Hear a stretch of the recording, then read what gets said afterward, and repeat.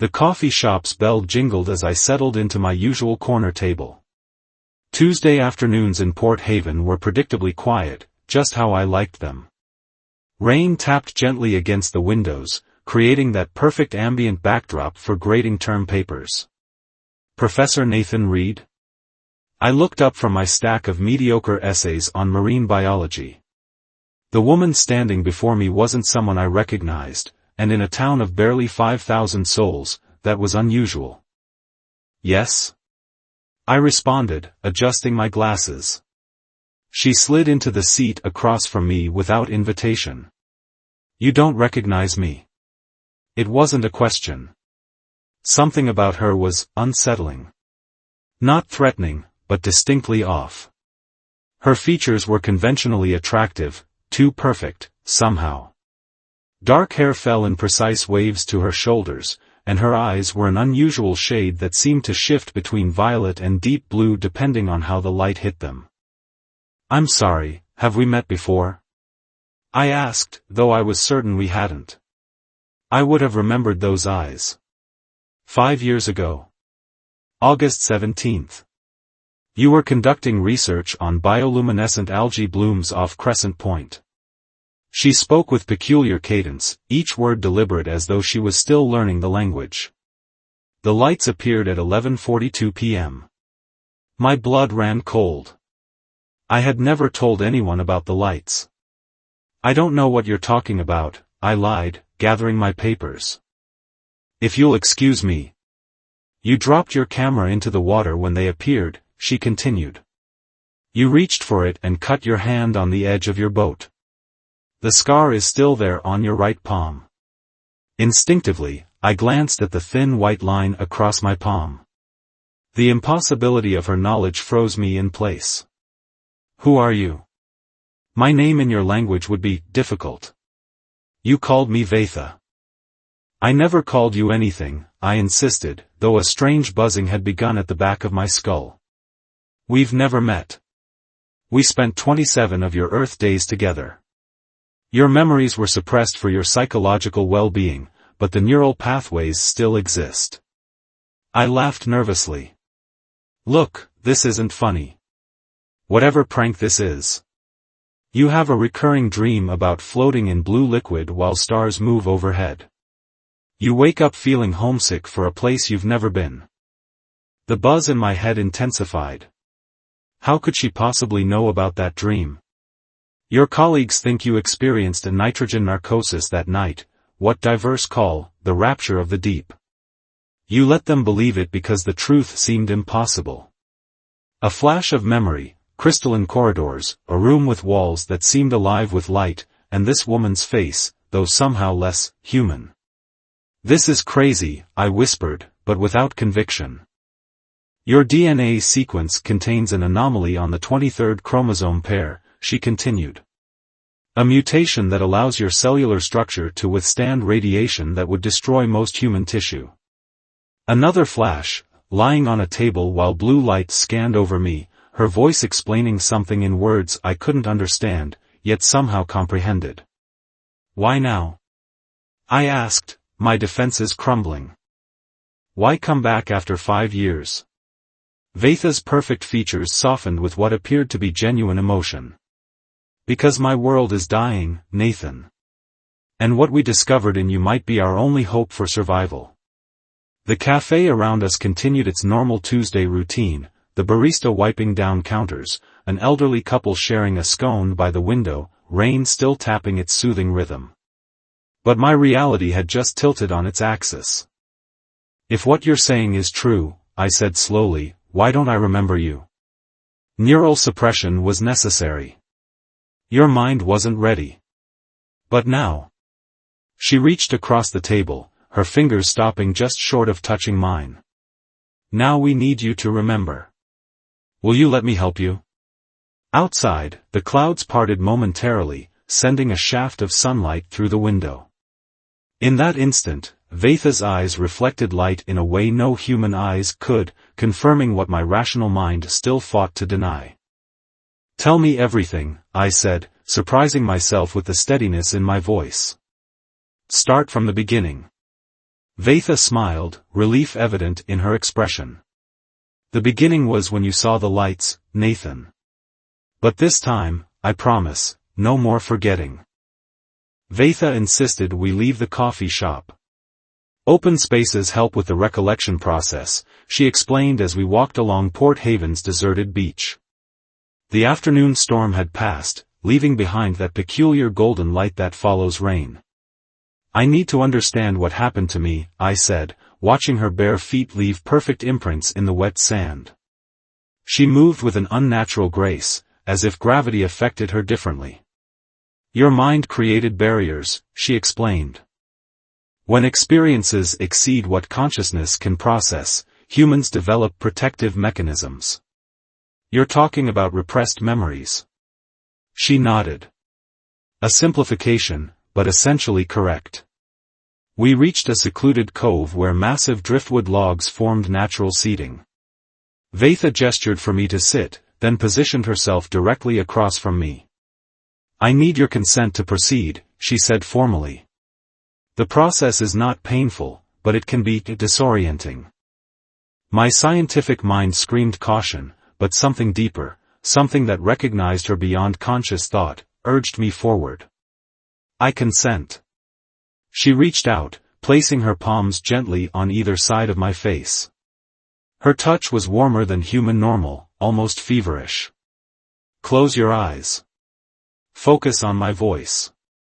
I complied, feeling slightly ridiculous until her thumbs pressed against my temples and blinding light surrounds me, lifting me from my research boat. Time stretches impossibly as I rise through the air, my body paralyzed yet entirely aware. I gasped, eyes flying open. The abduction was real. We prefer temporary relocation, Vaitha said with what might have been a trace of humor. Continue. Eyes closed again, her touch guided me deeper. A chamber of curved walls that pulse with bioluminescence. I'm floating in transparent blue liquid, breathing it somehow without drowning. Figures move around me, tall and slender with elongated limbs. Their features are almost human, yet unmistakably alien, angular faces, over-large eyes with vertical pupils, skin with a subtle iridescent quality like mother of pearl. That's your true form, I whispered, eyes still closed. Yes. What you see now is a biological adaptation, a temporary physiological construct. One figure returns frequently. She communicates directly into my mind, explaining they are researchers, studying Earth's biodiversity. They discovered anomalies in certain humans, genetic variations that might help their species survive something called the imminent divergence. The telepathic connection strengthens with each interaction until I recognize her presence before she enters the room. Vaitha, I murmured, the name suddenly feeling familiar on my tongue. You named me, she said softly. Our designation system doesn't translate well. More memories cascaded through me now, no longer requiring her guidance. Weeks of tests, conversations, learning. Vaitha teaching me rudimentary aspects of their language. Me teaching her about human poetry, which fascinated her. A growing connection neither of us anticipated. There was more between us, I said, opening my eyes to look at her. Wasn't there? Something flickered across her perfect features. Emotional attachments were unexpected variables in the research. Her touch, different from her current human-like hands, yet intimate in ways I couldn't articulate. The bioluminescence of her natural form intensifying with emotional states.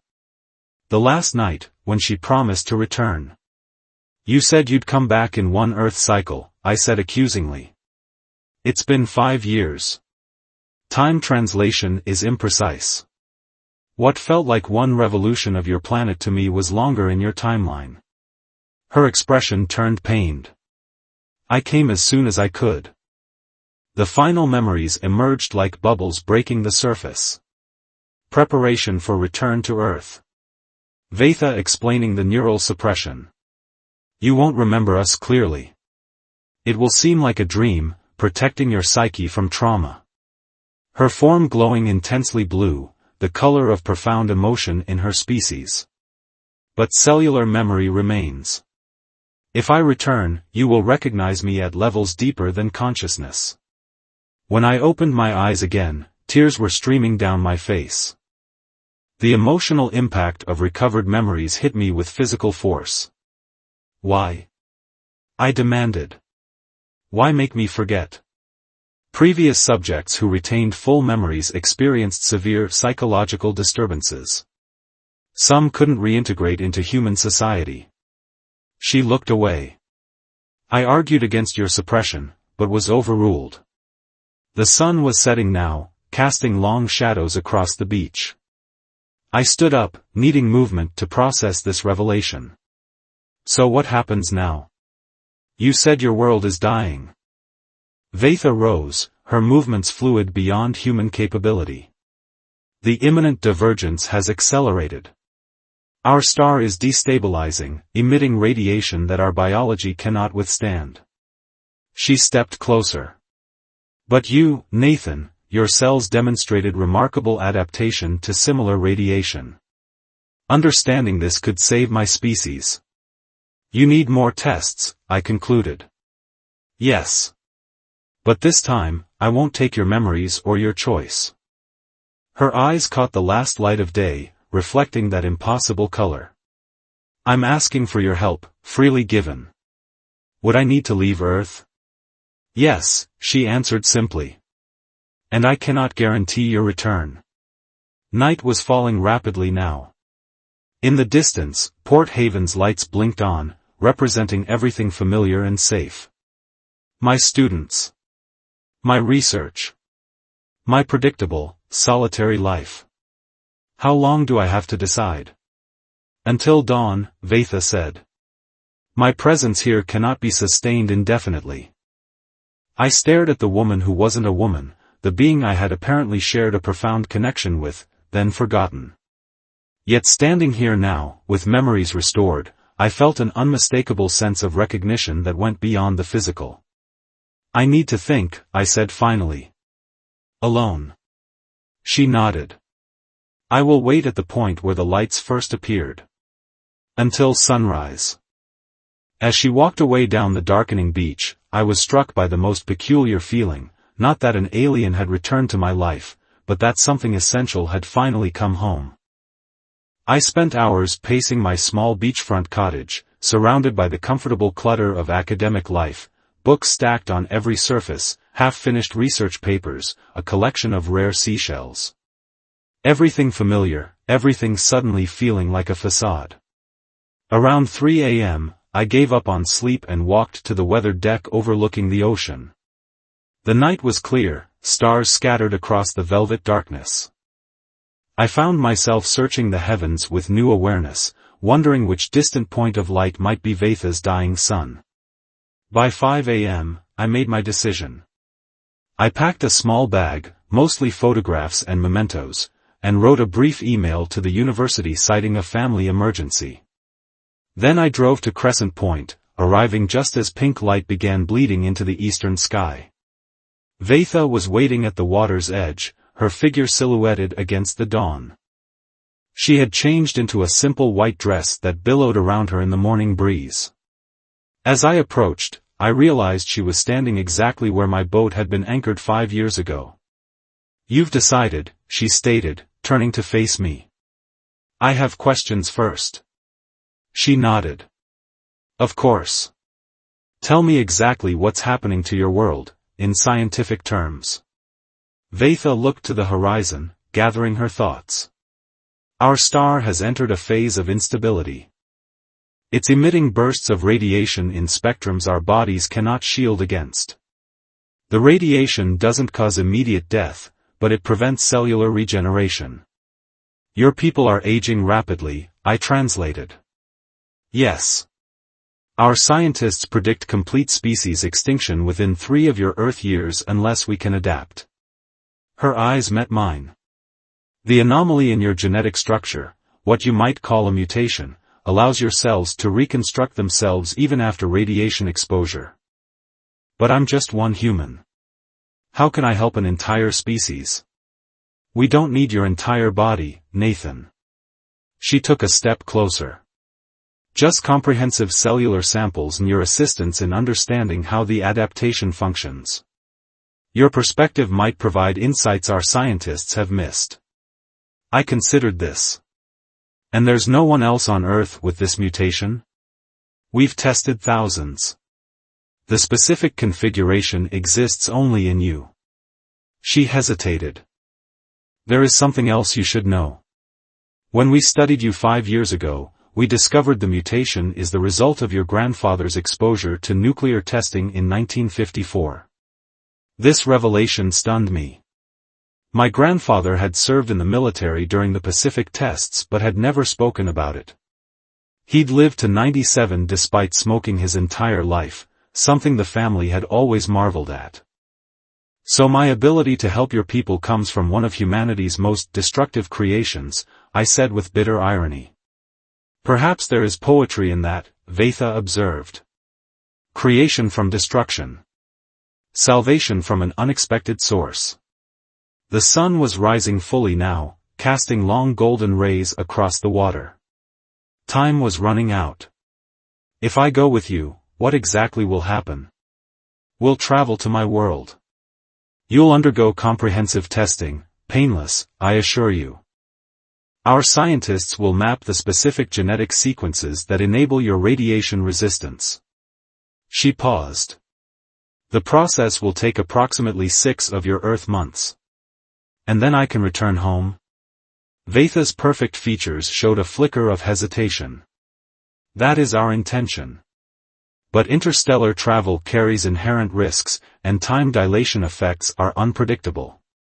If you return, more time may have passed here than you experience. If I return, I repeated, catching her careful wording. I cannot guarantee anything with absolute certainty, she admitted. But I will do everything in my power to bring you home, if that remains your wish. I looked back toward Port Haven, its lights now fading in the growing daylight. My life there was comfortable, predictable, and utterly ordinary. I'd been going through the motions since my wife died 3 years ago, finding solace in routine rather than connection. One more question, I said, turning back to Vaitha. 5 years ago, what was between us? The truth. For the first time, her composure faltered. My species doesn't categorize emotional connections the way humans do. But yes, there was a bond that exceeded the parameters of our research. Her voice softened. You taught me to see beauty in impermanence, a concept foreign to beings with our lifespan. I taught you to perceive dimensions beyond your usual sensory constraints. And now? Now we face extinction, and you represent hope.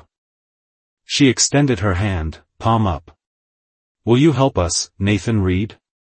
Will you come with me? The rising sun caught the angles of her face, momentarily revealing something of her true nature beneath the human disguise, an otherworldly beauty that triggered another cascade of recovered memories. I remembered the sensation of minds touching without words, a connection deeper than physical intimacy. I placed my hand in hers. I'll come.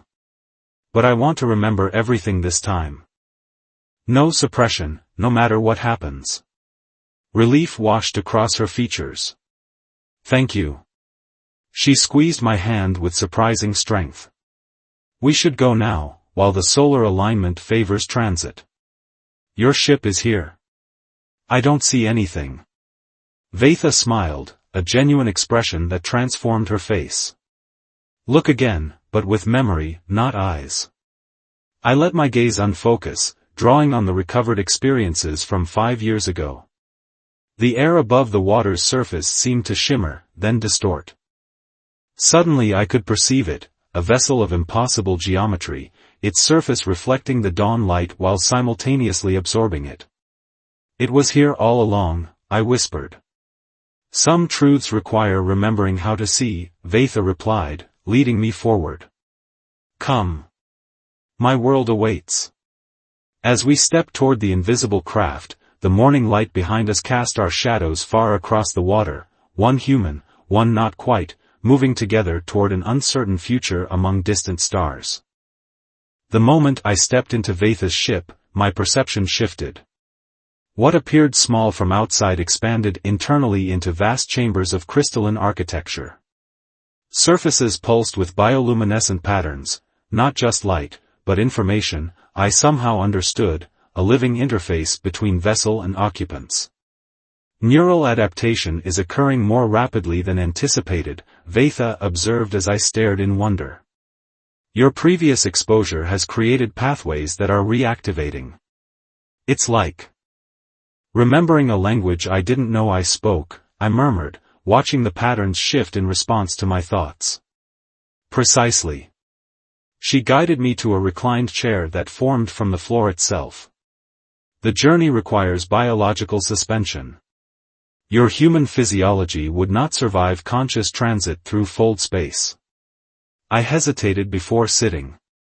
How long will it seem to me? Like closing your eyes and opening them immediately, she assured me. Though approximately 27 Earth days will pass objectively. As I settled into the chair, it conformed perfectly to my body.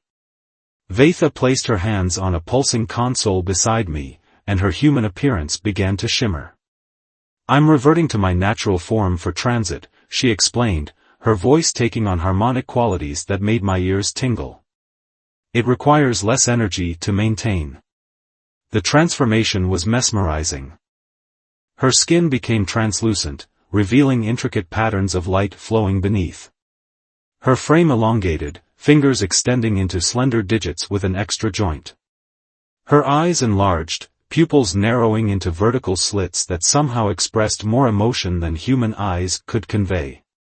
You're beautiful, I said without thinking. The patterns beneath her skin intensified, pulsing blue. Rest now, she replied, placing a cool hand against my forehead. When you wake, you'll see my world.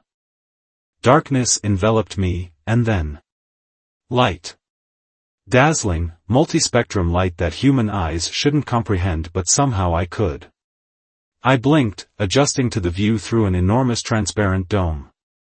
Above stretched a sky unlike anything on Earth, deep purple with streaks of amber clouds. 3 moons of varying sizes hung visible despite the daylight. Welcome to Elishira, Vaitha said, now fully in her natural form beside me. My home. I sat up slowly, my body feeling strange, lighter, yet somehow more substantial. The gravity is different. Approximately 0.82 of Earth's pull, she confirmed. Your musculature will adapt quickly. Beyond the dome stretched a city of impossible architecture, spiraling structures that defied conventional engineering, buildings that appeared to float, all connected by translucent pathways illuminated from within. The entire metropolis hummed with the same bioluminescent technology as the ship, but on a scale that took my breath away. It's incredible, I whispered. How many of your kind live here? This central hub houses approximately 3 million, Vaitha responded. Though our total population once numbered over 40 billion across 17 settlements. Once? Her light patterns dimmed slightly. We've lost 4 billion to the radiation effects already. Many others are in deep stasis, hoping for a solution before cellular degradation becomes irreversible. The weight of her words, of what was at stake, finally became real to me. This wasn't just about saving Vaitha or her immediate community, but an entire civilization. Take me to your scientists, I said with new determination. Let's get started. The next weeks passed in a blur of activity. I was introduced to Vaitha's equivalent of chief medical researchers, beings who communicated through both verbal language and light patterns I gradually learned to interpret. They conducted extensive, painless examinations, using technology that could map every cell in my body simultaneously. I lived in a chamber adapted for human physiology, though I required less sleep than on Earth. Vaitha visited daily, often bringing objects from their archives to help me understand their history and culture. I learned that her species had achieved interstellar travel over 50,000 Earth years ago, and had peacefully observed humanity's evolution without interference, until the detection of genetic anomalies that might save them. On what I calculated to be my 35th day on Elishra, the chief scientist, a being named Torath whose light patterns always displayed complex mathematical sequences, requested a meeting. "We have isolated the specific genetic sequence," he explained through Vaitha's translation. "The mutation allows your cells to rebuild telomeres even after severe radiation damage, essentially preventing the aging process the radiation triggers in our species." "That's good news, right?" I asked, looking between them. Vaitha and Torath exchanged a communication in light patterns too rapid for me to follow. Partially, Vaitha finally said, "We can synthesize a treatment based on your genetic code." However, she hesitated. "However," Torath continued, "the complete treatment requires ongoing extraction of specific stem cells from your bone marrow. Not just samples, but continuous harvesting." "For how long?"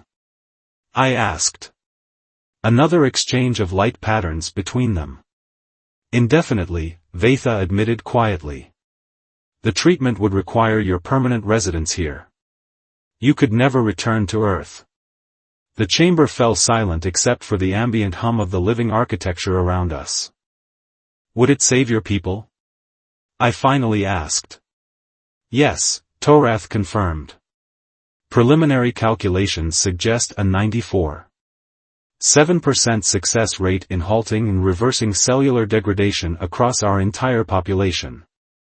"I need time to think," I said, rising from my seat. "Of course," Vaitha responded, her patterns showing concern. "No decision is required immediately." That night, I stood on a private observation platform, watching the 3 moons of Elishra trace paths across the alien sky. I thought about Earth, my small cottage, my students, the research I'd left behind. I thought about my wife, gone 3 years now, and the childless life we'd shared. I had friends, but no family remaining. No one who truly depended on me. Here, an entire civilization hung in the balance. I felt Vaitha's presence before she spoke, her light patterns announcing her approach. "There was something you didn't tell me earlier," I said without turning. "Something about the procedure." She moved beside me, her tall form luminous in the moonlight. "Yes. The extraction process, while not painful, would alter your own cellular structure. You would begin to develop characteristics of our physiology. I'd become like you."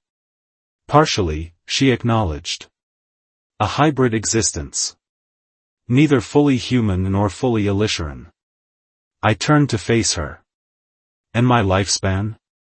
Her patterns pulsed with complex emotions. "Extended significantly. Perhaps 500 of your Earth years, possibly more." 500 years. The thought was both terrifying and exhilarating. "Tomorrow I'll give Torath my decision," I said, looking back to the alien sky where, somewhere among countless stars, Earth continued its own journey through space, without me.